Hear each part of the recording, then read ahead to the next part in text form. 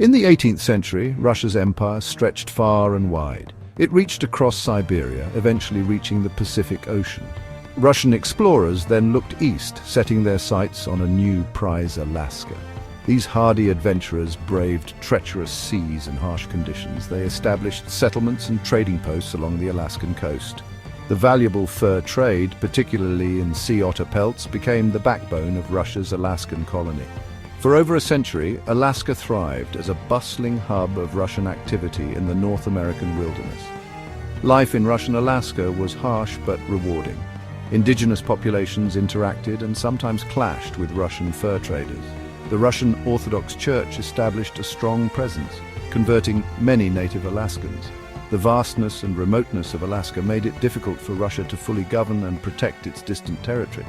This challenge, combined with changing economic realities, would eventually set the stage for a momentous decision. By the mid-19th century, Russia faced economic difficulties and political pressure. The Crimean War had weakened Russia's position. Maintaining a far-flung colony like Alaska became increasingly burdensome.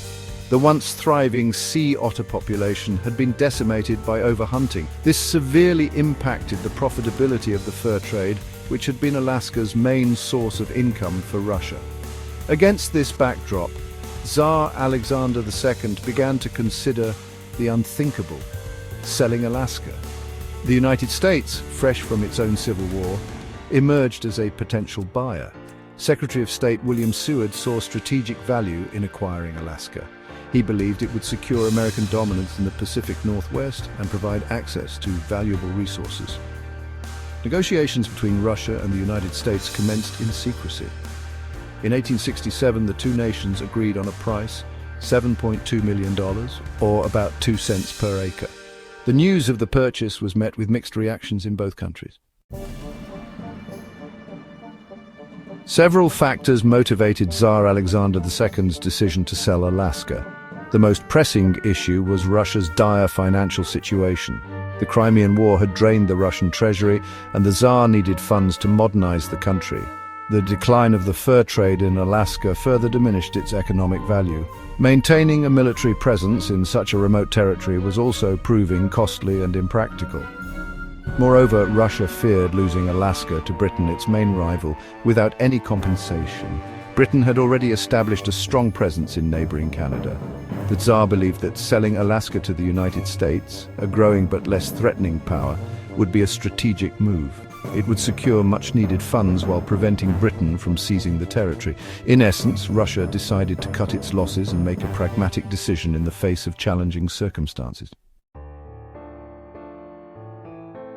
Alaska's near misses with American destiny. The sale of Alaska was not without its near misses. Several events could have altered the course of history. During the American Civil War, Russia, sympathetic to the Union cause, stationed its fleet in San Francisco and New York. This act was a show of support for the Union and, well, a strategic move to protect its Alaskan territory from potential British aggression. Had the Civil War ended differently, Russia might have been less inclined to sell Alaska to a weakened United States. Internal opposition to the sale also emerged in both Russia and the United States. Some Russian officials argued that Alaska's resources were underestimated and that selling it would be, frankly, a strategic blunder. In the US, the purchase was dubbed Seward's folly by critics who saw it as a worthless acquisition of a frozen wasteland. If these dissenting voices had prevailed, the deal might have fallen through, leaving Alaska's fate uncertain.